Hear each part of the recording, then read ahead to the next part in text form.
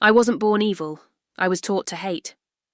Carl Panzram was one of the most violent criminals in early American history, but he didn't start that way. When he was a boy in the early 1900s, the cracks began forming. He was abused at home, beaten in reform school, mocked, starved, and treated as less than human. And little by little, bitterness whispered to him. Anger became his comfort. That's how the enemy gets in, not all at once, but drip by drip. By his teenage years, Panzram wrote that he felt something inside him change. He said, "Every beating hardened my heart." And over time, those cracks widened until the enemy had full control. As an adult, Panzram committed burglaries, arson, and eventually murder. But even then, the crime didn't begin when he pulled a trigger or lit a fire. The crime started years earlier, when pain turned into resentment, resentment into rage, and rage into destruction. That's what a hardened heart becomes, not overnight, but after years of letting darkness take root.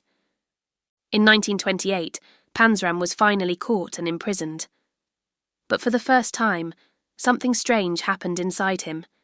He met a guard who treated him like a human being, not with fear, not with cruelty, but with dignity.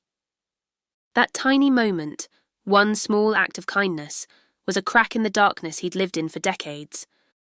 He told the guard, "If I'd met someone like you earlier, maybe my life would have been different." Even he recognized that the enemy had built his empire inside a broken heart. Panzram's story isn't about excusing evil.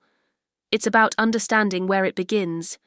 Through small cracks, pain ignored, anger fed, bitterness left to grow. And if darkness can enter through cracks, so can light. Which means any hardened heart can soften, any broken story can change course, and anyone can stop the enemy before he steals, kills, and destroys. For more deep dives into the reasons behind real crimes, follow and share True Crime Reasons. Because every criminal has a story, and every story has a lesson. Thank you for watching.